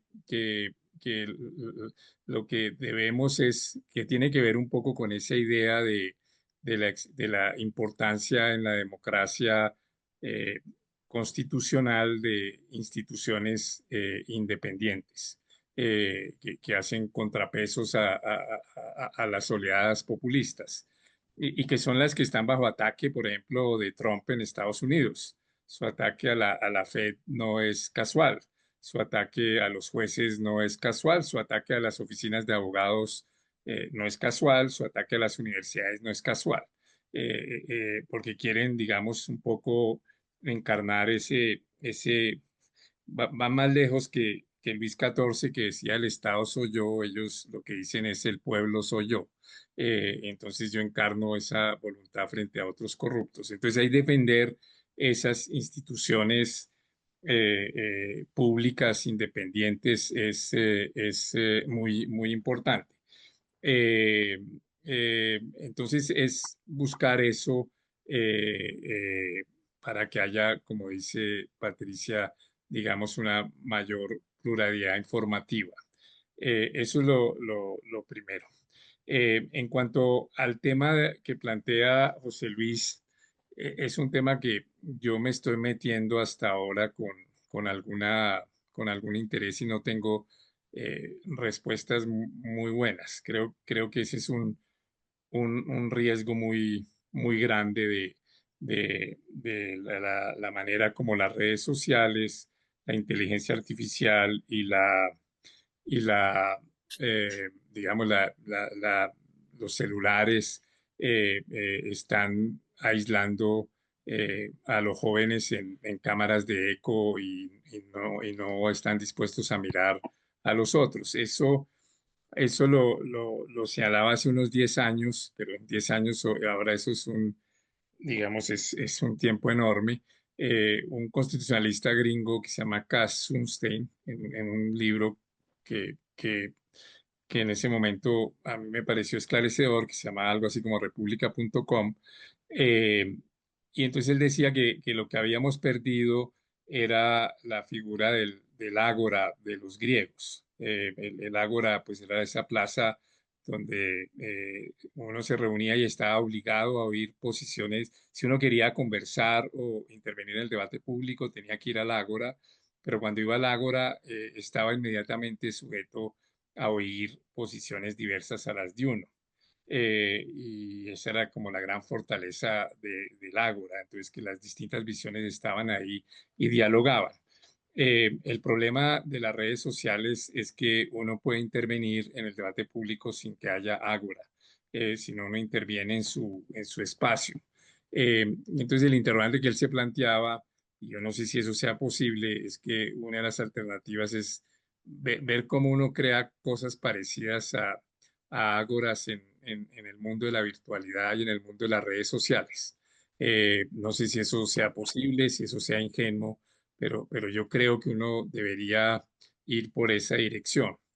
Y un punto muy difícil, porque la economía política para lograr eso es muy difícil, es el tema de que hay que ponerle regulaciones y restricciones a las grandes, a los grandes poderosos digitales. O sea, no puede ser que el mundo digital esté controlado por unos billonarios y que ellos decidan cuál es el algoritmo y decidan que pueden ocultar el algoritmo o decidan cuál es el contenido de ese algoritmo y nadie más lo sepa. Entonces hay como esa idea, algunos dicen que eso no es posible, pero la idea de reclamar transparencia algorítmica para poder controlar la manera como eso puede estar manipulando emociones y manipulando información. Entonces yo creo que hay que avanzar a pensar la democracia en una era digital y creo que ahí aún no tenemos, yo personalmente no tengo herramientas aún para ofrecer cosas muy concretas y creo que ese es un desafío muy enorme. Y gracias a Dylan por sus comentarios y su intervención. Gabriel, ¿quieres agregar algo? Claro que sí, Isabela. Bueno, yo creo que las tres intervenciones coinciden en en su direccionamiento hacia lo que yo denominaría la dificultad de nadar contra la corriente. Tanto el señalamiento de los obstáculos y de los vicios que acarrea la inteligencia artificial y todos sus derivados, especialmente el rol nefasto de los ignorantes y ligeros influencers. Segundo, lo que implica el surgimiento innegable e inocultable del cuarto poder y todos sus vicios. Y en tercer lugar, las dificultades de darle gusto al deseo de Dylan de que fortalezcamos los intercambios generacionales, todos son elementos retadores que implican grandes dificultades y un momento que nos genera nuevos retos y nuevos compromisos en la búsqueda de alternativas a estos bloqueos que tienen incidencia en la crisis de la democracia que se está viviendo no solamente en el país, sino en el resto del mundo. Yo pienso, siguiendo el reto y la invitación que nos hace Rodrigo, que la deliberación es posible en la virtualidad, que la deliberación se puede combinar con posturas pedagógicas y llamados a la necesidad de superar el encierro y la individualidad que genera el vicio y la dependencia de los mal llamados celulares inteligentes. Yo creo también que los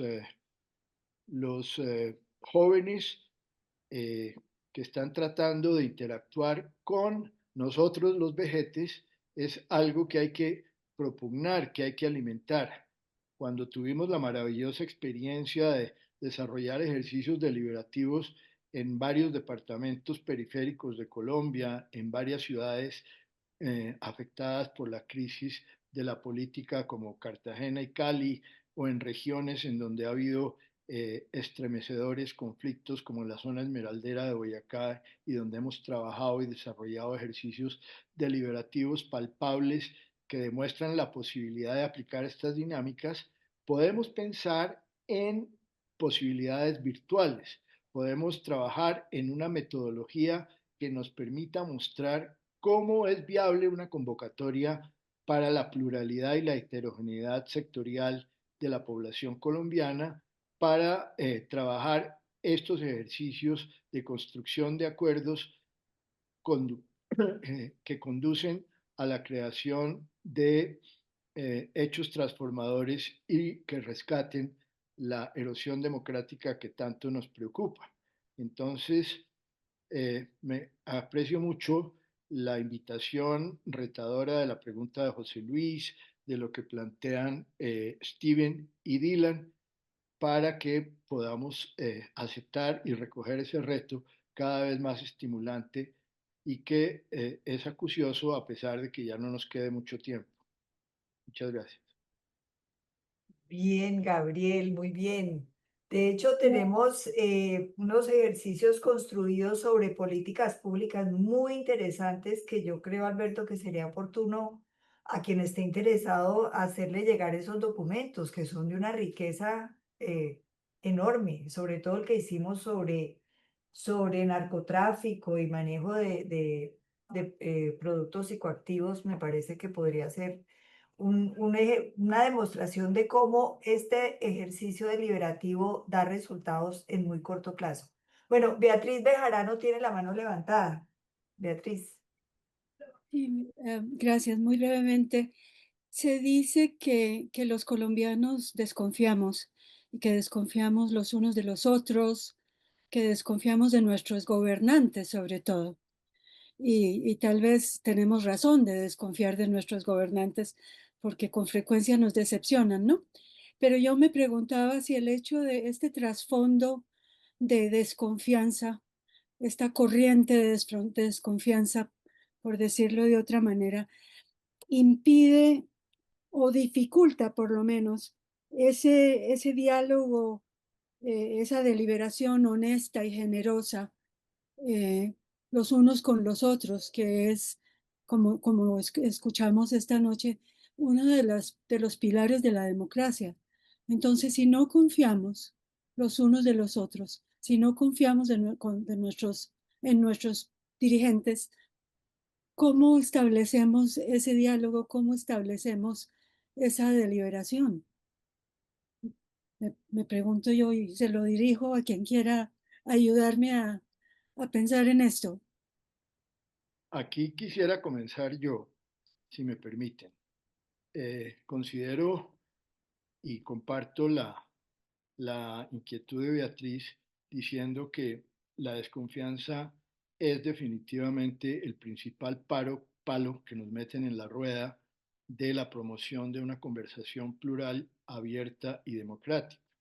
No cabe la menor duda de que este mal es una epidemia casi absoluta y perdurable. No obstante, eso tiene que llevarnos a entender que la convocatoria a una deliberación pública es muy retadora, no es fácil y menos lo es la conducción del proceso subyacente a esa convocatoria y subsiguiente a esa convocatoria. Es menester trabajar en un compromiso mucho más intenso. Yo soy consciente de que hacer todo lo que acarrea la inclusión de los componentes del proceso deliberativo, como yo lo presenté, es demasiado exigente y que hoy día la gente vive muy ocupada y no tiene las posibilidades generosas para involucrarse en lo que su deber ser y su buena voluntad indicarían como agradable, necesario y pertinente. Entonces, si hacemos el esfuerzo de una pedagogía que se comience a desarrollar en la educación preescolar, que sigan los distintos niveles de este proceso fundamental para cualquier sociedad, podemos claramente rescatar el sentido de la confianza, rescatar la posibilidad de generar una confianza entre los pares dispuestos a compartir espacios de conversación generosa, de escucha generosa y de creación de opciones alternativas para solucionar los grandes problemas que nos rodean. Entonces, yo, como ustedes se dan cuenta, soy tremendamente optimista, pero me alegro de haber sido consecuente con estas creencias a lo largo de mis ya casi 80 años. Y gracias, Gabriel. Bueno, ya estamos cerca de las 7 de la noche. Me gustaría invitarlos, alguien más que quiera conversar. Nos gustaría mucho escucharlos, que nos ayuden a hacer una evaluación de este primer ejercicio de esta nueva temporada de conferencias virtuales que está haciendo La Paz Querida. ¿Qué temas les interesan? ¿Qué dinámica quisieran? Si les parece que tengan propuestas sobre temas que quieran proponernos, siéntanse en absoluta confianza para hacerlo. Quedamos con una tarea y es enviarles las bibliografías tanto de Rodrigo como de Gabriel. Se las haremos llegar a través de correo electrónico. Y bueno, nos gustaría escucharlos. Está Lucía, qué ganas de verte, Lucía, por aquí, por esta pantalla y escucharte. Y a muchos otros que han estado muy calladitos. Wilson también hizo varias observaciones. No, yo estoy muy feliz aprendiendo. Muchas gracias. Lo que le decía a Alberto es que sí es muy importante que tengamos esta grabación. Yo quisiera tenerla porque me pido como repasar. Gracias. Bueno, yo creo Gracias, que Yo Lucía. quisiera, hola, y yo quisiera poner gracias por muy maravilloso.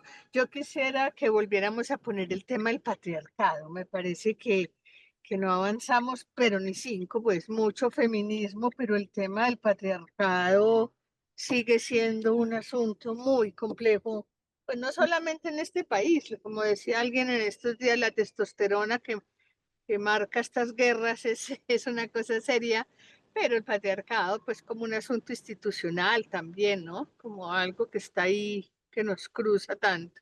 Y muchas gracias, gracias.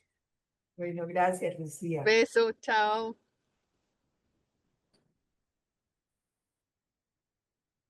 Bueno, Wilson no quiere participar. Estuvo muy activo en el chat. Nos gustaría escucharte, Wilson.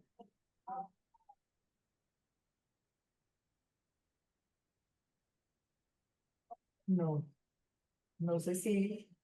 No. Así ya. Dale, Ahí dale, va. Dale, Wilson. Wilson.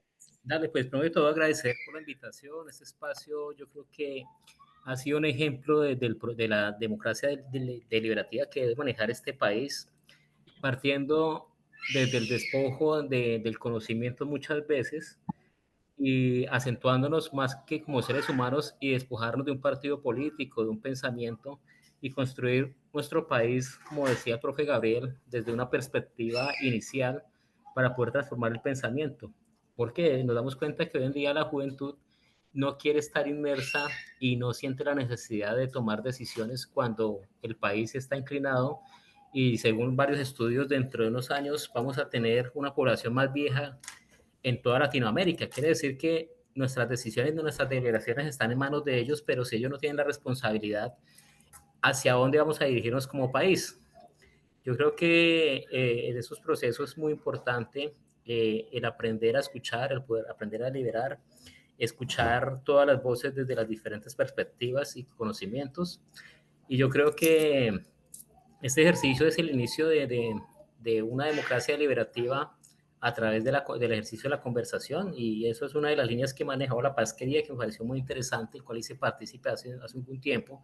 Me gustaría que se volvieran a retomar estas escuelas de conversación y se le metiera ese componente de democracia liberativa. Yo creo que debemos partir desde qué punto la democracia es buena, cómo podemos salir de este proceso de que estamos estancados políticamente en nuestro país, donde estamos a punto, y lo que llevó el estallido social fue eso, esa presión que no poder expresar lo que sentíamos, eso fue parte de una necesidad de una democracia deliberativa, porque las voces no se escuchan, nuestros representantes se identifican bajo su pensamiento personal o de un partido, más se le olvida en realidad a quienes están representando. Cierto que la representabilidad es muy importante en esas decisiones, y hasta donde la justicia está pendiente de generar que los padres de la patria, que son un ejemplo de nuestro país, salgan a las redes sociales a divulgar mentiras y no haya un castigo ejemplar, pero en cambio un ciudadano de pie realiza un tipo de actuación de esta y le cae todo el peso de la ley, ¿cierto? Yo creo que andamos mal desde un principio de justicia, y desde ahí empezamos a cerrar mal, como decía, es poner nuestro país al alcance de los niños, como decía Gabriel García Márquez, ¿cierto? Empezar con una mente de niño, ¿cierto?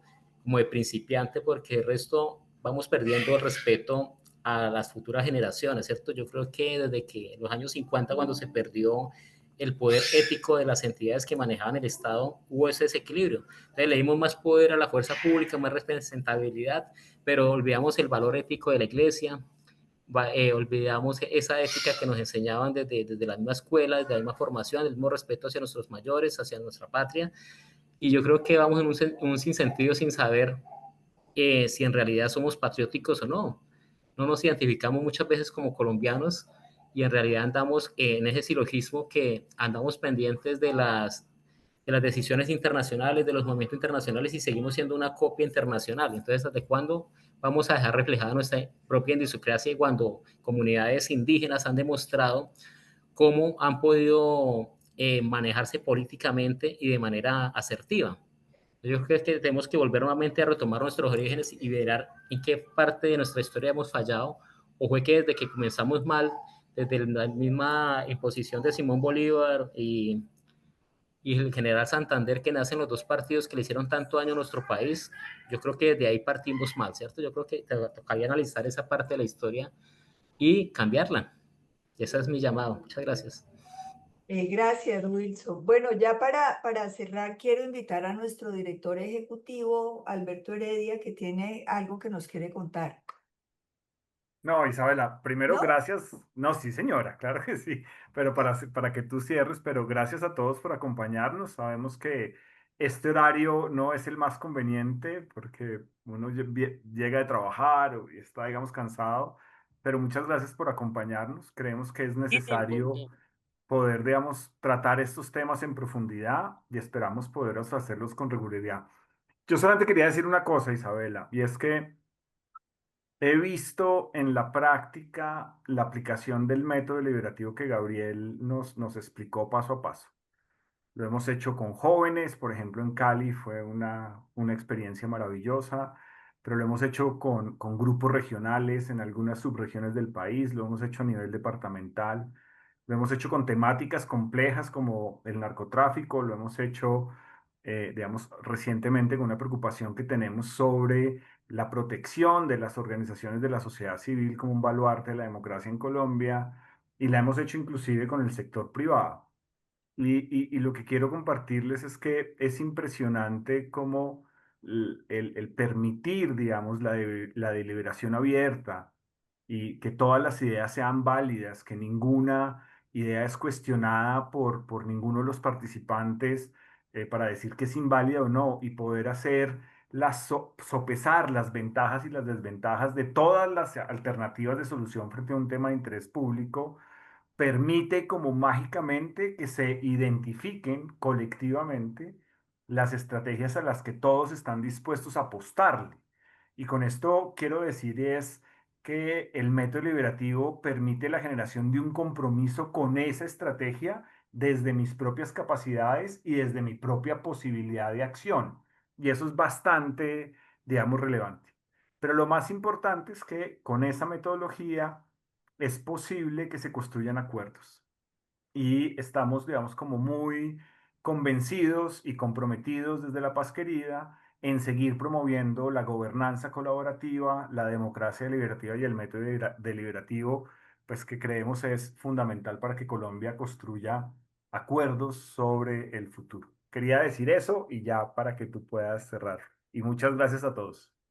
Bueno, muchísimas gracias a ustedes por habernos acompañado en esta conversación, a Gabriel y a Rodrigo por esas extraordinarias exposiciones que nos brindaron hoy. Y quedamos con el compromiso de hacerles llegar a sus correos tanto las bibliografías como la grabación de este evento. Esperamos en breve, no sabemos cuándo, volver a convocarlos para una segunda conversación o conferencia deliberativa. Muchas gracias y hasta la próxima.